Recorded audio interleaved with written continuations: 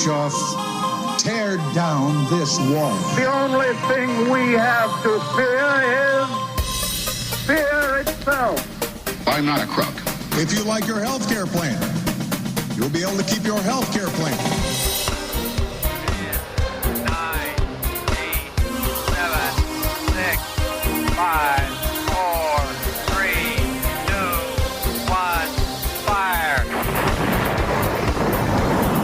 You're listening to Jim Paris Live, your source for the latest news on money, politics, prophecy, and preparedness. And now your host, the editor-in-chief of ChristianMoney.com and the author of more than 30 books, Jim Paris. All right, well, this hour is going to be interesting. A fascinating book. Of course, we are ChristianMoney.com. One of the topics that we bring up is we talk about religion, we talk about spirituality, and am I still on the air?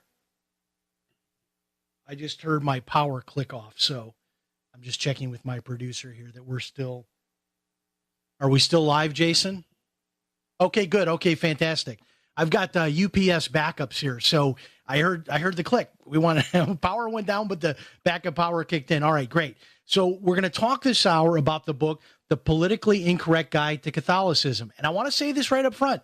We're not doing an hour bashing Catholics because I love Catholics. I grew up a block from one of the largest Catholic parishes in the city of Chicago, and almost every neighbor was Catholic. But I'm just fascinated with the Catholic religion and some of the just incredible, I guess, inconsistencies that appear to be there.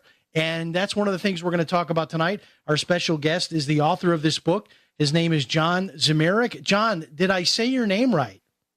Yeah, you're like the third person ever to do it. All right. See, I just, sounded it out like they taught me in kindergarten. John Zmirak. I think maybe you met Croatians when you were in Chicago, so you can read our names. I do know Croatians. That's another story. There you go. So the name is spelled Zmirak, folks, if you want to find him on Amazon. And he appears to be a tongue-in-cheek writer as well, because when you look at the cover, there are three nuns holding shotguns, and then, of course, part of the book gets into gun rights and what Catholics really should believe about gun rights or do believe. And you can find many of his articles archived at the website badcatholics.com. And he also has a series of books with the title Bad Catholic in them. So the Bad Catholic guides, if you will. But John, tell me a little bit about your faith background. I'm assuming you are a Catholic, so we're not here tonight to destroy Catholicism. That's right. I would say I'm kind of a John Paul II and Benedict XVI kind of Catholic. I'm definitely not a Pope Francis, Elton John kind of Catholic. Okay, now that's, what's interesting to me is, I went through your book and just looking at the bullet points on the cover, I'm just totally confused because everything that you say that the Catholic Church teaches, there seems to be in large part a conflict with this present Pope who seems to be embracing all things liberal, all things socialist. How does that happen? Is there like different wings to the Catholic faith and you can just sort of step out and be like whatever kind of Catholic you want to be based on you being the Pope? Well, the Pope has theoretically unlimited power. And if you get a bad Pope, he can do a lot of damage. We Catholics believe that there is a very narrow promise that Jesus Christ gave Peter and has extended to subsequent popes, that he won't let those popes invoke their fullest authority to teach something false. But apart from that, it's laissez-faire. A pope can be corrupt, he can be stupid, he can have really dumb political ideas. He can even express heretical ideas as his own opinion.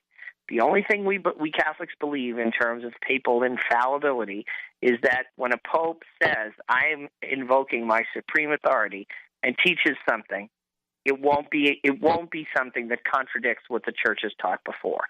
And it's only happened a total of 8 times in history that a pope has invoked that authority. Everything else the pope says or does has to be judged against what the early church said and did, and the Bible and the statements of previous popes and previous councils of the church. What we're seeing with Pope Francis is that people have an exaggerated idea of what the Pope is able to do.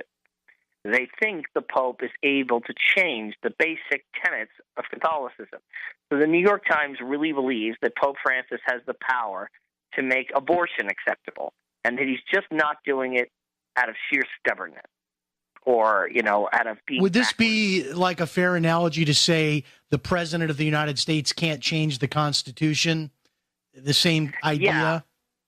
To some degree, yeah. But it's even more, a closer analogy would be the Supreme Court. The Supreme Court can't just repeal the Constitution and declare that what the Constitution really means is that they get to rule by decree and confiscate everybody's wealth. Right, Because right. Now, one of the things that is fascinating to me is I just was at the Vatican back in March, first time I had been there, and it was around the time that there was this huge controversy over the wall, Donald Trump's wall, and there was this incredible, massive wall around the Vatican, and I never realized how incredibly large and sweeping this wall was, and I stood in line to enter, and I saw this massive wall, which there are different entrances to the Vatican, and we had to actually exit one side and then re-enter back where we started our day to get some items that had to be left in security. And it took 20 minutes of fast walking to get back to the other side where we entered. And that wasn't making a full lap around this walled place that was filled with priceless rooms and rooms and rooms of priceless stuff. So much priceless stuff that I got tired of seeing priceless stuff. As amazing as it was like, wow, another room packed with priceless stuff. I mean, it was overwhelming. Even the ceilings were painted. In every, corner you look, there was this item and that item. And to think of someone that's against the having a wall and against wealth in general, I found myself to just be totally confused. Like, wait a minute, how is this the case? Well, Pope Francis is making it up, okay? Up until Pope Francis, and in the Catechism, the official Catechism of the Catholic Church, if you read the very short section on immigration, I promise you it reads like the Republican platform of 2016, which Donald Trump approved. It says that countries have the right to determine who comes into their country, how many. They have the right to do that based on their sense of what's good for their country, and that immigrants who want to come in have to obey the law, pay taxes, and assimilate to the culture. And if they don't, they lose the right to immigrate, all of which is basically Donald Trump. Pope Francis wants to ignore the official teaching of the church on this issue and some other issues and pretend that the Catholic Church has always supported open borders. But that's absolutely outrageous and a total lie. And I'll tell you, there are homeless people roaming around not far from the Vatican, and they just can't walk in and get something out of the refrigerator. I'm not suggesting there's not charity there for them. I'm sure there is charity for folks, the homeless on the streets in Rome, but nonetheless, as an American, with a passport and the whole 9 yards, I had to go through a very stringent security check and metal detectors and everything, not to mention the wall. And it just seemed incredibly disingenuous. The hypocrisy is amazing. Do you know that Vatican citizenship is one of the hardest to get in the world? You basically have to be the Pope or a cardinal. The Vatican is not a democracy. You don't get to vote on what to do with all those art treasures. And John, we're gonna hold you because we've got a 4-minute break, and we'll be right back with our special guest, John Zmirak, the politically incorrect guide to Catholicism. Stay tuned.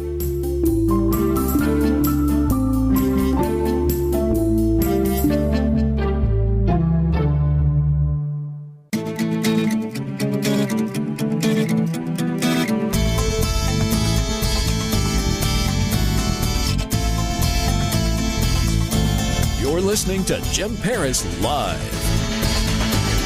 Also, I should mention that our guest, John Zmirak, has some other books out, too, on the topic of selecting a college. And that's something we do shows on things like that also because we're a financial show, John. So maybe we can book you sometime to talk about that topic.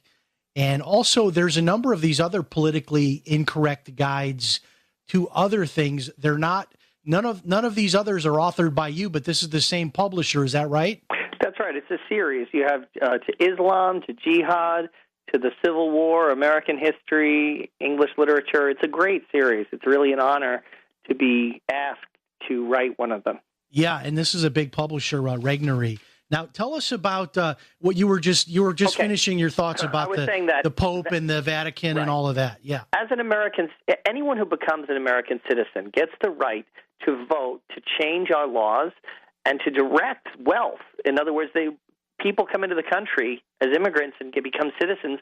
They have the right to vote themselves welfare programs that take money from the citizens who are already there. That's how it works. That's one of the reasons we can't just let everyone who wants to move to America, and believe me, hundreds of millions of people would love to come to America. We can't let them all come in and become citizens because they could very well vote in very far left-wing politicians who would increase welfare and confiscate our wealth. Well, if the Vatican wants America to do that, I've written that they should let all the gypsies in Rome give them Vatican citizenship and let them vote on what to do with all the Vatican's art treasures. I have a feeling they wouldn't do that because they know the art treasures would be sold off and the gypsies would all have Mercedes. If they can understand that for their own country, which is Vatican City, why can't they understand it for the United States? But the thing is, the Catholic Catechism does understand it.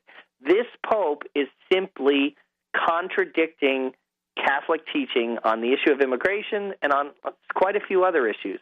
And one of the reasons I needed to write this book was to try to clear up the confusions that are constantly emanating from this Pope, who seems to think that it's all right for him to impose his personal opinion over the previous settled official teachings of the Catholic Church. Well, and just like the celebrities say, you can't have guns, you shouldn't have guns, but then they have armed guards. Right. The Pope is guarded, 24/7, not to mention the wall, but when he goes outside of the wall, right. He's guarded. Guards, the Swiss guards you see in the helmet with the halberd and the fancy costumes, those are essentially decoys. For every one of those, there are 6 guys in business suits with automatic weapons. I had a friend who used to be a Swiss guard, and they carry automatic weapons, and they will shoot and they will kill people who threaten the Pope. So the Church does not believe in some Mahatma Gandhi nonsense of nonviolence. Otherwise, why would we have made Joan of Arc a saint for essentially fighting a war?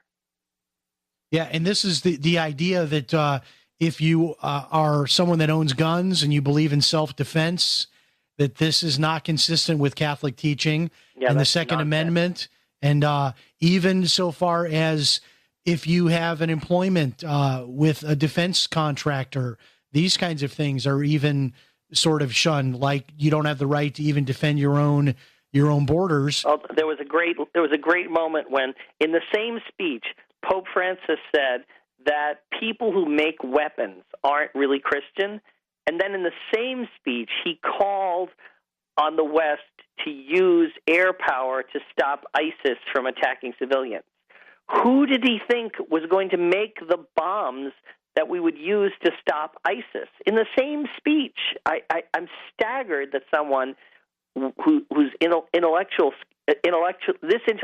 inconsistent, that he contradicts himself in a single speech, that he managed to get to be Pope. I think it's God kind of punishing us for our sins. And so I kind of see this Pope as like the Assyrians that God right. The punishment is an evil leader. Well, let's talk about, we talked about borders a little bit, but what do you know about, I'm hearing a lot in the news lately about this organization called Catholic Charities, and that they're making a tremendous amount of money by being involved in this whole immigration issue, which is why many of the Catholic leaders here in the U.S. are all for, relocating, you know, unlimited numbers of Somali refugees and Syrian refugees and so forth and so on. This is a cash cow, as it's being alleged. Tell us what you know about that. Sure. Well, you know, I live in Dallas, and it was Dallas Catholic Charities that brought that Somali who did a jihad attack at Ohio State University. And they did it with taxpayer money. Catholic Charities is neither Catholic nor a charity. A lot of its employees are in same-sex marriages. They have an official policy welcoming that. 97 cents of every dollar that the Catholic bishops and Catholic charities spend on refugees, 97 cents comes from the federal government. So they're essentially a federal contractor that lobbies for increases to its own budget every year from the government. I looked into the numbers for Dallas Catholic Charities. Half of the money they bring in, half of it is spent on salaries. So they are a well-funded federal contractor that pays its employees very nice salaries. Wow, that sounds incredible, and it sounds so wonderful. Catholic Charities, and we're helping, you know, people to migrate to the U.S. Sounds like such a wonderful thing. And then 50% of it goes to salaries. Do you have any sort of a headline number of what some of the top people are making? Do we know that? I didn't look into that, but you can look at it for yourself. Go to GuideStar. .com and look up Catholic Charities in your city. Every branch of Catholic Charities has to file tax reports. Go in there and read the numbers for your city. But I suspect that so they're not part of the Catholic. In other words, they're not like reporting to the Vatican. They're just using the term Catholic as part of their marketing. That's right. And like, for instance, Catholic Relief Services, I used to give them money, but I found out that they're like giving out birth control and doing sex education in Africa in cooperation with population control organizations.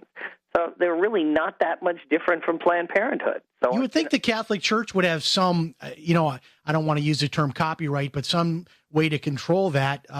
Like if someone just wanted to put a shingle out and say, you know, Catholic grocery store or whatever. Yeah, they can do that. Under canon law, which of course is not enforceable by the government, but the bishop of every diocese has the right to say what organizations can call themselves Catholic. So, you know, if you have a Catholic college that's not behaving in a Catholic way, in theory, the bishop could say you're not allowed to call yourself Catholic. Now, the government won't enforce that, but the university could end up being excommunicated. That never gets used, though I think it certainly should be used, especially at places like DePaul University. The largest Catholic university in America is not Catholic in any meaningful sense. They won't even they've banned pro-life speakers and pro-life signs from campus because it might be offensive to pro-choice people. They've done let students do internships for credit with Planned Parenthood. It's a situation of grave crisis inside the Catholic. Yeah, and it seems like the brand of Catholicism is certainly being watered down, if not completely destroyed and diminished to nothing. All right, after our next break, is the Catholic Church anti-science and other myths about Catholicism? Stay tuned. We'll be right back.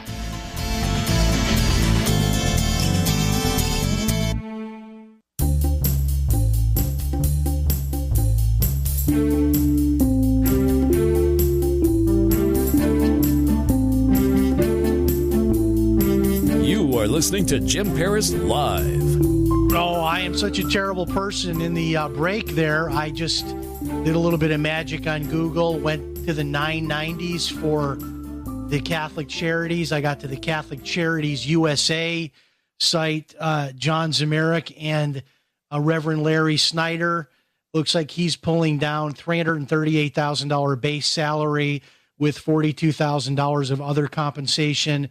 A Keith R. Stiles, $374,000 with other compensation of $37,000, and on and on. And then I just pulled up for fun the Chicago Archdiocese, and you got people here making well above 100, some over $200,000. A total of 8 people here disclosed as the executive team here, all probably living very fat lives on this money. Yeah. I digress. What say you, John Zmirak? Well, I'm not surprised. Corruption has been with the church since the beginning. I mean, one of the 12 apostles sold our Lord for 30 pieces of silver. So are you saying the poor will always be with us and the rich will also always be with us?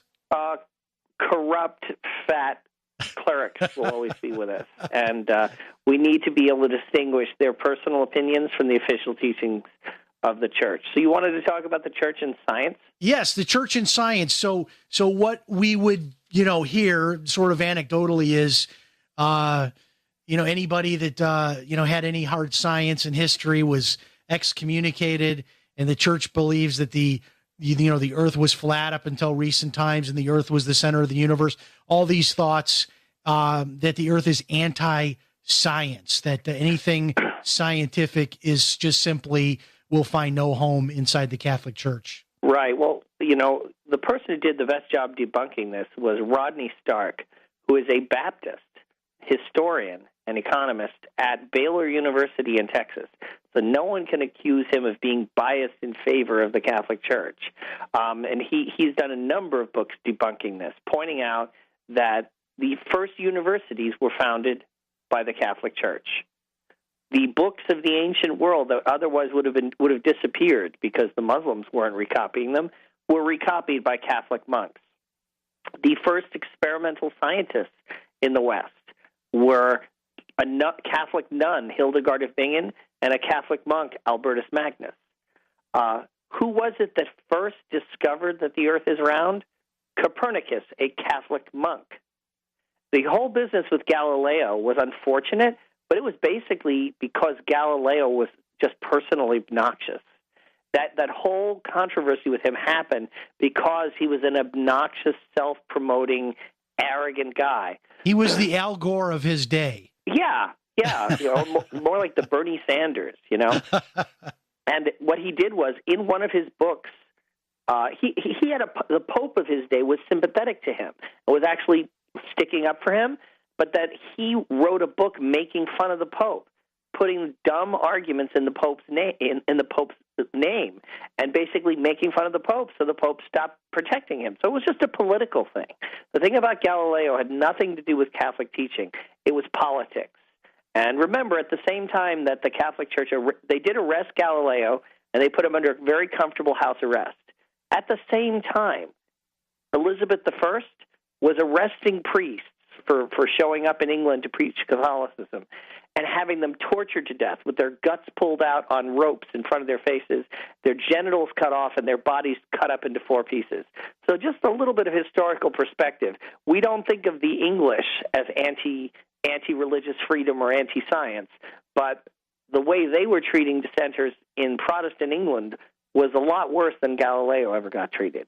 But more importantly, the reason that science is possible in the West, the way it never was possible in China, in ancient Egypt. I like how you said China. You sounded like Trump there. No, I'm saying ancient China did not develop empirical science. I'm just teasing you. Yeah, ancient Greece did not develop empirical science. And very brilliant people with a wonderful, beautiful, elaborate culture did not develop science. Ancient Greece didn't develop science. Science first developed in the Middle Ages and then really flowered in Christian Europe. That is because of the worldview of Christianity, which the Catholic Church preached to Europe, which is that the world makes sense because God makes sense, because God is reasonable. He has a rational mind. He gave us a rational mind like his because we're his image and likeness, and he wants us to understand the world and become its stewards and to take care of it, but also to take care of ourselves using the goods of nature. That is not what Islam teaches. That is not what they believed in ancient Greece. So in the chapter on science, I explain how the fundamental Christian worldview, which is true for Catholics and Protestants, is what made possible the rise of science. And all the things that you hear that make you think that Christianity and science are incompatible generally come from prejudiced atheists who are using Darwin as a pretext to undermine religion. And they're often attracted to Darwin and make a dogma out of Darwinism because they want desperately want to remove the possibility that there's a God behind the world. Right, and you can't even discuss the idea of intelligent design and say, let's leave religion out of it, and let's just talk about intelligent design. Why are our eyeballs not on the bottom of our feet? There is thought put behind this. But in any case, the observatories, too, I find fascinating that the Vatican actually has an observatory at the Castle Gandolfo. They also have an observatory in the United States. I believe it's in Arizona. Interesting. Well, there are, I don't know how many, 30 or 40 craters of the moon that are named for priests who are also astronomers or physicists. Wow, if you that take a look, is interesting. Go on Twitter and look up Catholic Lab, Catholic LAB, and every day they'll give you tidbits about devout Catholics, many of them priests and monks and nuns, who made major advances in science. Do you know the idea of the Big Bang was first thought of by a Catholic priest? And at the time, scientists were claiming that the universe had always existed from all eternity. And that was a pagan idea. They liked that idea because it conflicted with the Bible. Because then they can't explain where the bang came from. Right. So and you a run priest into came a up with the problem Big there. Bang. Everybody mocked him, and subsequently science proved it. So this idea of a conflict between the Catholic Church and science is really a relic of the French Revolution and the radical Enlightenment atheists who paved the way for the bloody French Revolution. That's where that idea came from. And then we talk about capitalism and the idea that, if you're a business owner, if you're a person that works hard, ambitious, you try to make money, try to build wealth, that somehow there's something wrong with that. But then when you look at the Catholic Church, talk about a legal strategy, how they set up all these archdioceses as separate legal entities so that when one has a legal claim, it doesn't shift over to the other. This is almost as complex of like an estate plan that you would see like a Warren Buffett engage in. These are smart, tactical, legal, capitalistic thinkers telling us that we shouldn't be this way.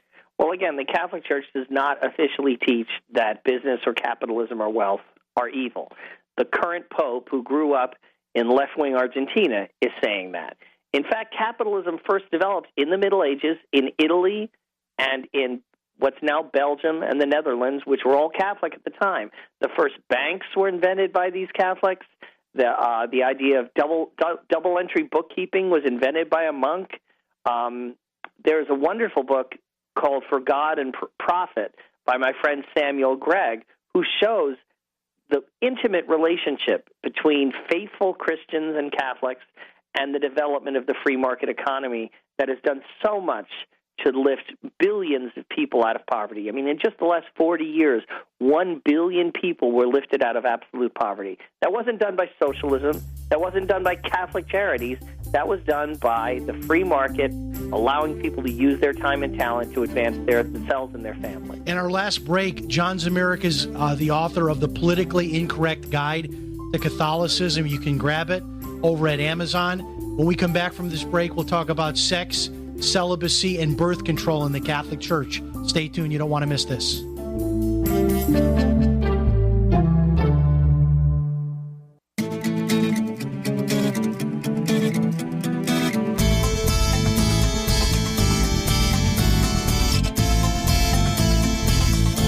You're listening to Jim Paris Live.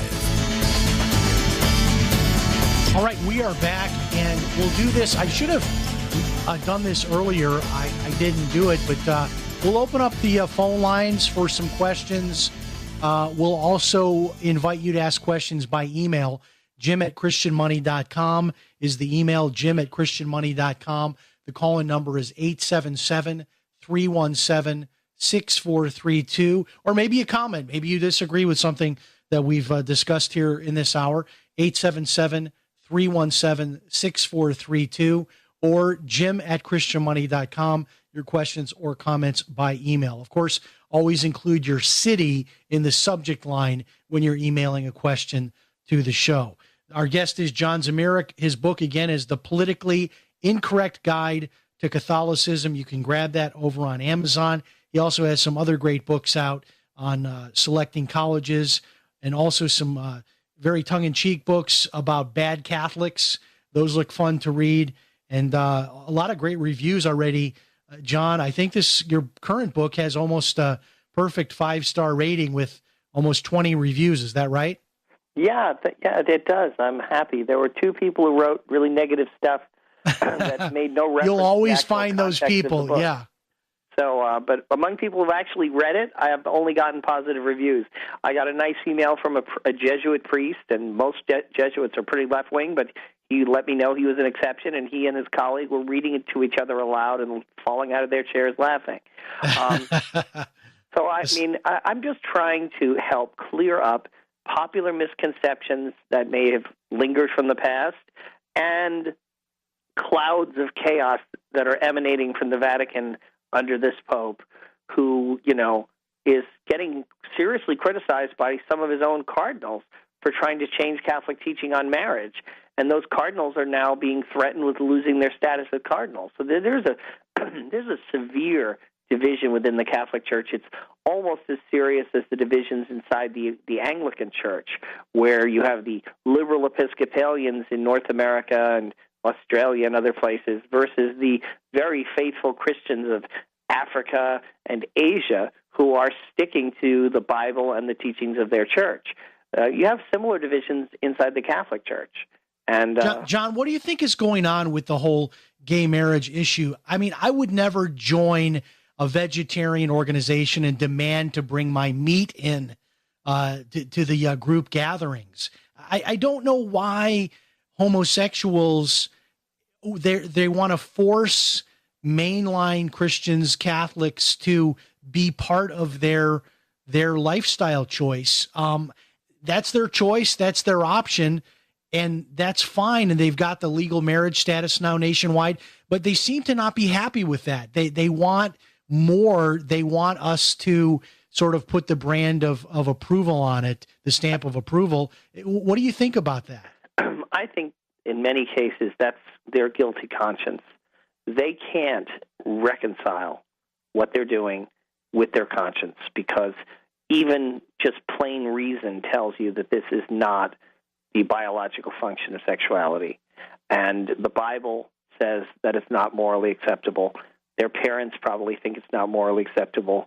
On some level, they think it's not morally acceptable. And so they want to force everyone around them to give them approval to maybe make their consciences quiet. I think that's a large part of it. And some of it's just plain left-wing intolerance of the sort that we see among many activists on many causes. So I think it's a complex issue, and I don't want to judge people for their sins of weakness. The church has always been merciful to people who are driven by passions that maybe they don't even want and never asked for. But when it comes into political movements being intolerant of the religious liberties of Christians, then we have to reluctantly roll up our sleeves and get down there and fight. So Catholics have said recently, the Pope has reinforced this, hey, come back home. If you're a Catholic and you have a homosexual relationship or temptations, that doesn't mean that we don't want you in the church. We all have struggles. We all have temptations.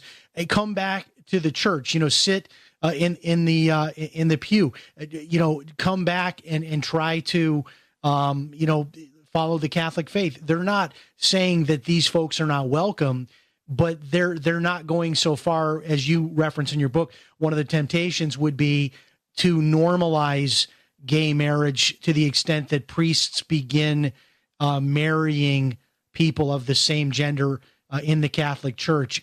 And that would be a very popular move, but would be totally against all Catholic doctrine. That's right. It would completely discredit the Catholic Church, just as if we added a fourth person of the Blessed Trinity, let's say Oprah. Yeah, especially if it was Oprah. It would be a popular move, but it would also completely discredit the teaching authority of the church. Kind of like, all those new Gnostic gospels they found in the 80s, right? which the early church rejected because they were obviously fraudulent, and people discovered them and acted like they had been suppressed. And this is the real Christianity that has been hidden from you for 2,000 years. In fact, it was a lot of crazy fables and create crackpot stories where Jesus used his power to kill his enemies and do cheap huckster circus miracles to impress his friends in school. I mean, these books were rejected because they were bad and because they were obviously not by the apostles and did not reflect the real message of Christianity. But, remember that fake letter from Jesus' wife that came out last year that's been exposed as a fraud? I mean, National Geographic has to sell magazines, so you're going to hear more of things like this, and they will all eventually be discredited too. Well, on a related topic, let's talk about celibacy.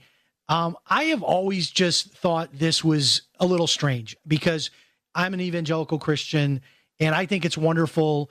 My pastor has a wife, and he has children, and when he talks about family issues, I know he's a family man talking to me as a family man with a wife and children. And I think that celibacy in many ways puts these, men in a position that is not relatable by the average parishioner. You wonder, do they really have the same issues that I have? And then, of course, there are those that say celibacy has created pent-up sexual desires that has led to ungodly things as well. Where did celibacy start? And that's not a universal rule, is it? Because there are some areas of the world where the Catholic Church allows priests to marry. That's right.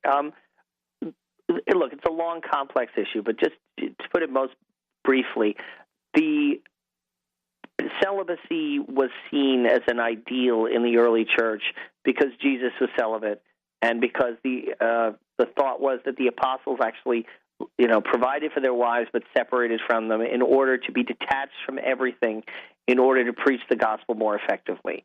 And one thing you can say for celibacy is it was celibate priests who went and evangelized Asia and North America and Mexico, and whereas the Eastern Orthodox Church, which has a lot of wonderful things about it, but it has mostly married priests, it doesn't have the same missionary tradition because it's a lot harder. And certainly before the 19th century, it was very hard for a man with a wife and children to go to an Indian tribe and preach the gospel to them. He'd be endangering his wife and kids. So one of the great missionary outreaches of the church was to evangelize the whole world was made possible by a celibate clergy. I don't know that will last forever. That's not a doctrine of the faith. It's a practice, like fish on Fridays, and it could change, and I think it might change. The important thing is that if it did change, that the media would present that as, now they allowed married priests. Next, they're going to allow women priests. Totally separate issues. Well, talk about a revival of the movie The Thornbirds if they let all the priests go out and find wives, all the women that love that movie. I think I think what you might see if they continue to have the shortage of priests that they do and the overrepresentation of homosexuals in the priesthood, because they're not going to get married anyway, at least not in the church. So you've seen a lot more gay men in the priesthood than you do in the ordinary population, according to the church. If these problems continue, I could imagine them eventually allowing married men to be sort of part-time priests, where they don't live in the rectory, they don't get a salary, but they can dispense the sacraments. That would be one way to resolve the kind of growing emergency that there just are not enough priests to hear confessions and say Mass for all the Catholics in the world. And celibacy is a big barrier towards people signing up. I don't think there's any connection between celibacy and sex abuse because you see the same rate of sex abuse in churches with married clergy. Yeah, I think you're right on that. It's a fascinating discussion. John Zmirak, thank you so much for being our guest. His website, badcatholics.com. The book is on Amazon, The Politically Incorrect Guide to Catholicism. If it's Sunday night, it's Jim Paris Live. We'll see you next week, folks.